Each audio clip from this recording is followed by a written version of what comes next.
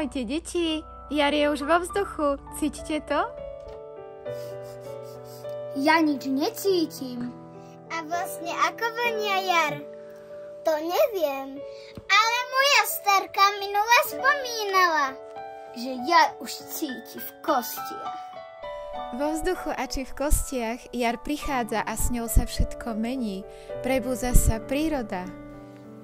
ale veď ja sa do školy zobudzam každé ráno a žiadna zmena sa nedeje. A zajtra idem tiež do školy.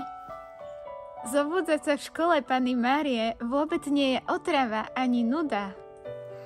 Tak potom Do takej školy by som sa aj ja zobúdzal. aj do nej chodila. A čo sa v nej vlastne robí? A čo sa v nej vlastne učí? Tento mesiac nás Panna Mária učí, aby sme sa modlili a milovali Boha nadovšetko. Tak modlili sa, či milovali. Nech si vyberie. Deti, keď sa modlíme, tak vlastne aj milujeme. To nie sú dve rôzne veci.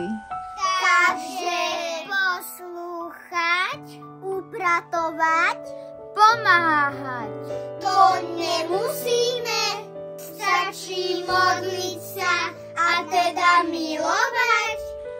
Modlitba to je rozhovor s Bohom. Rozprávame sa s tými, ktorých milujeme. A ak niekoho ľúbime, z lásky k nemu aj pomáhame, či upratujeme. A je to tu. Takže vlastne aj to. A vieš čo? No čo ešte?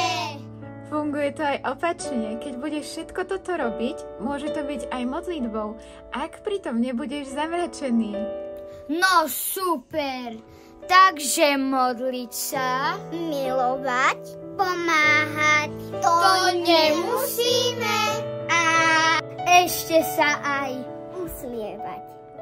Nepozeraj sa na to ako na fúru povinností a úloh, lebo ak ťa povedie láska, úsmev ti naskočí sám. Je to ako keď vidíš svojho kamaráta. Hneď sa na neho usmeješ, lebo ho máš rád.